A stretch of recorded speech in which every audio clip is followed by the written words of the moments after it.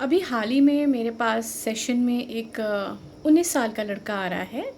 BTech का student है और अपने पेरेंट्स के साथ वो सेशन में आया।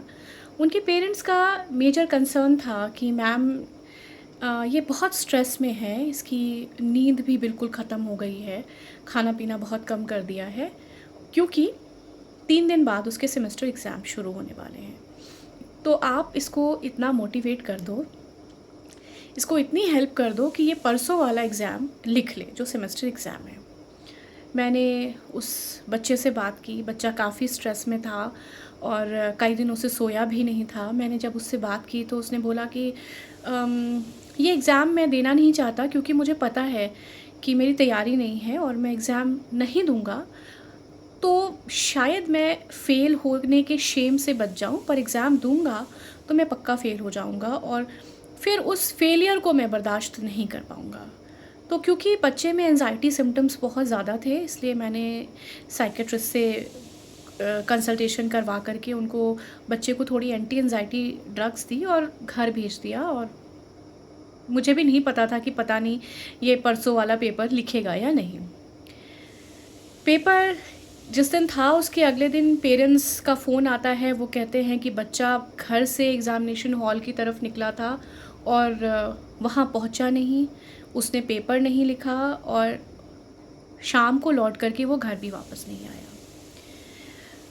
जब रात तक वो घर लौट कर नहीं आया तो पुलिस में एफ़आईआर की गई और 2 दिन बाद वो बच्चा लौट कर आता है। फिर वो मुझसे कंसल्ट करता है। मैं भी बहुत घबराई हुई थी उसकी वेलबींग के लिए, तो मैंने पूछा सब ठीक तो है? तुमने पेपर क्यों नहीं लिखा? उसने बोला कि मैंने तो आपसे कहा था कि मैं अगर ये पेपर लिखूँगा तो मैं फ़ेल हो जाऊँगा। तो मैंने कहा तुमने इन 2 दिनों में किया क्या? तुम कहाँ थे? कहाँ चले गए थे? उसने कहा मैम मैं पहाड़ों में चला गया था ट्रैकिंग के लिए और वहाँ मैंने सोचा था कि किसी ऊँची चोटी से कूदकर अपनी जान दे दूँगा, आत्महत्या कर लूँगा।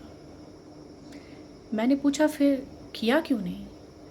उसने बोला जब मैं ट्रैकिंग की तरफ जा रहा था तो रास्ते में मुझे कुछ लोग मिले, मेरी उनसे दोस्ती हुई और उनसे बात करते करते फिर मुझे लगा कि नहीं, मुझे ये सुसाइड का आइडिया ड्रॉप कर देना चाहिए और मेरे पेरेंट्स बहुत परेशान होंगे, मुझे वापस लौट के जाना चाहिए।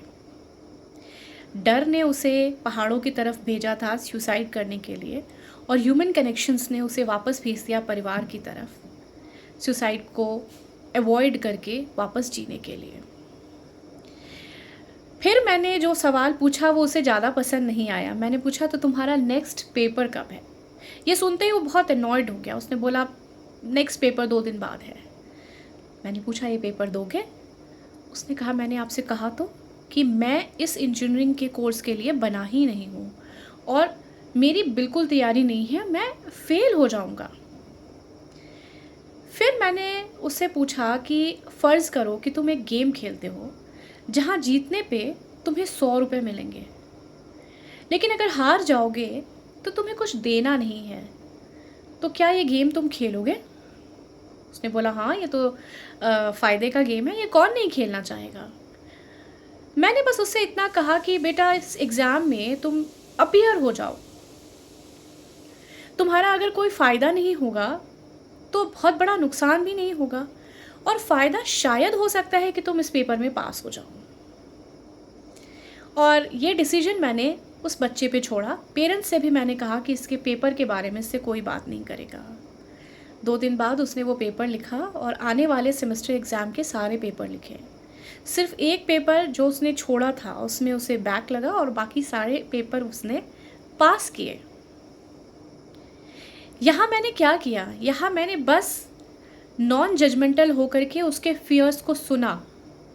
उसे एक ऐसी जगह मिली जहाँ वो ये कह सकता है कि हाँ, मुझे इस एग्ज़ाम में अपीयर होने से डर लगता है, मुझे अपने फेलियर से डर लगता है। बहुत सारे पेरेंट्स अपने बच्चों को वो सेफ़ एनवायरनमेंट ही नहीं दे पाते कि वो अपने पेरेंट्स से कह सकें कि मुझे डर लगता है, मुझे हारने से, मुझे फ़ेल होने से डर लगता है। क्योंकि उन्हें लगता है कि पेरेंट्स का बहुत बड़ा रिएक्शन आएगा। तो हर उस पेरेंट्स से मैं ये कहना चाहती हूँ कि अपने बच्चों का कॉन्फिडेंस जीतिए, उनका विश्वास जीतिए उन्हें विश्वास दिलाइए कि चाहे वो हारें या जीतें, आप उनके साथ खड़े हैं। तो शायद जीवन की ये लड़ाई उनके लिए आसान हो जाएगी।